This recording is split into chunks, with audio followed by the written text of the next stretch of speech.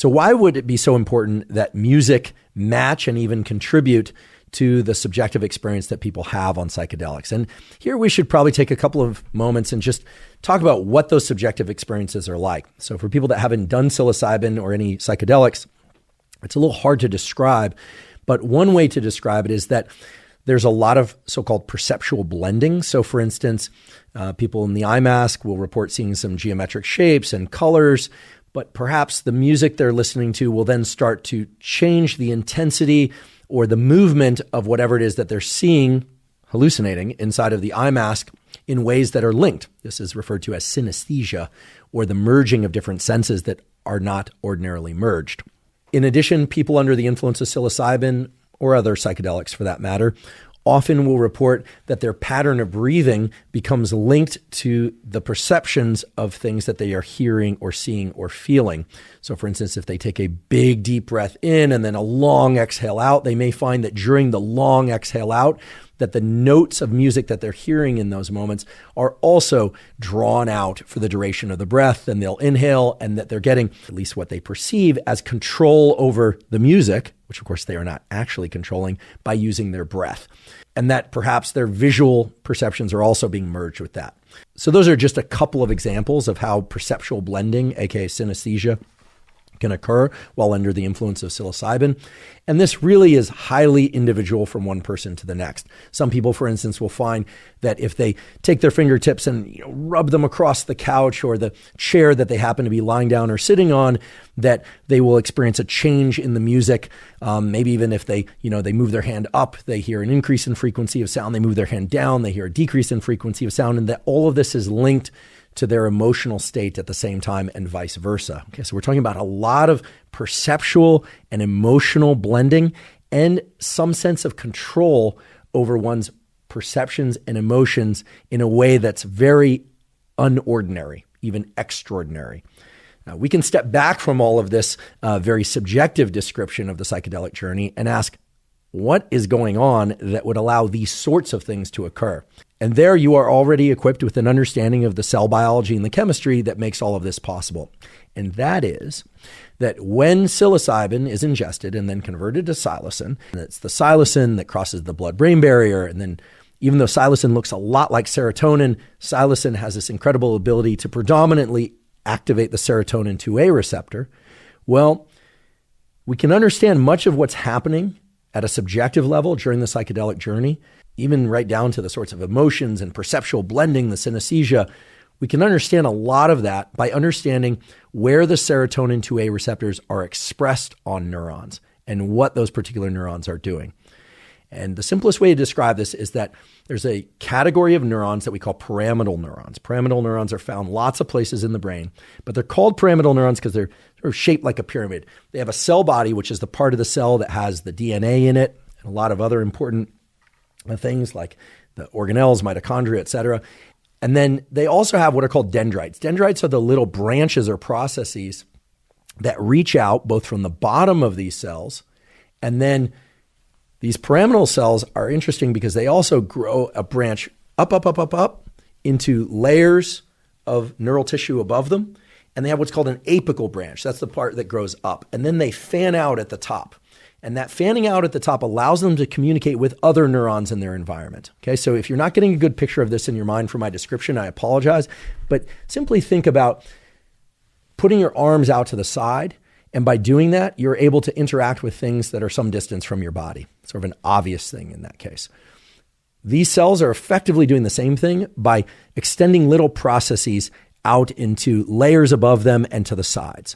And this is really important because much of the serotonin 2A receptors that are present on neurons in the brain are present in those apical dendrites, those branches of these pyramidal neurons that are above and that extend out to the side of those neurons.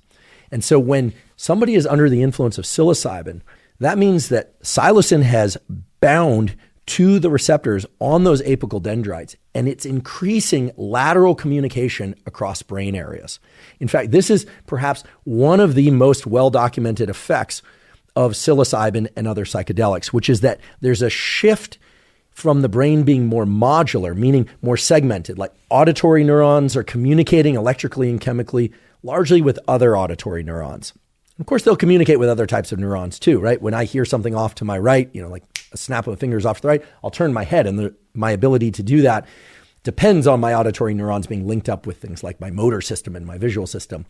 But the key thing to understand is that when there is psilocybin present in one system, that the communication of any of these pyramidal neurons, the ones involved in hearing, the ones involved in thinking, the ones involved in memory, the ones involved in visual perception or in the generation of visual hallucinations with eyes closed, those are all talking to many, many more other neurons more extensively. So what happens effectively is that there's a reduction in the modularity, the separateness of function in the brain, and an increase in what's called integration of communication across what would otherwise be disparate brain regions. We can say that really simply by saying psilocybin increases communication across the brain. Now, in addition to that, there's a reduction in what's called the hierarchical organization of the brain. Typically, sensory information comes in from the outside environment. So we hear something, we see something, we taste something, we smell something. And in what's called bottom-up fashion, meaning bottom from the periphery, up, meaning it propagates up through the eyes, through the nose, through the ears, through the skin, or the senses in those regions, I should say, up into areas of the brain that sit deep to the cortex, like the thalamus. And then the thalamus is sort of a way station. It's like a switchboard that sends visual stuff to the visual centers and auditory stuff to the auditory centers and touch stuff to the touch centers and things that maybe trigger a memory off to the memory centers of the brain, et cetera. That's the typical organization. It's hierarchical because it goes from the periphery up to the more complex processing regions of the brain that make decisions, that link all of that stuff to prior experience, maybe plans about the future. When psilocybin is present in the system, there's a broadening of the flow of that information from the bottom up as well. Okay, and that has to do with what's called thalamic gating. The thalamus is a very interesting structure. We probably don't want to go into it in too much detail right now, but it really is like a switchboard in a way station saying, hey, pay attention to the visual stuff. Pay attention to the auditory stuff, or just to the visual and auditory stuff, and ignore touch sensation for the time being, or vice versa. When psilocybin is present in the system and when serotonin 2A receptors are activated very strongly, there's a tremendous broadening of the flow of information up and through the thalamus. So not only is there more communication of so-called higher order brain centers, we refer to them as higher order because they're involved in thinking and decision-making and emotion, et cetera, but there's also a shift in the flow of sensory information into the brain that can generally be described as broader and including more blending of the different senses. And when I say blending of the senses, I'm also referring to blending of the sense of interoception, of our sense of our body and what's happening inside of our body. And this, without question, at least partially explains why when under the influence of psilocybin, one's breathing can be linked to a sound, and then suddenly the sound, one thinks, is being controlled by one's breathing, or that the sound itself can be linked to something that we see in our mind's eye while in the eye mask. Essentially what I'm describing here is that serotonin 2A receptor activation allows for more broad, less precise, and less hierarchical activation of brain circuitry. And when I say hierarchical, what I mean is that normally things go from periphery, from eyes to thalamus to visual cortex. However, when under the influence of psilocybin, as I mentioned before, even in the eye mask, the visual cortex is going to be very activated, even in the absence of any visual input.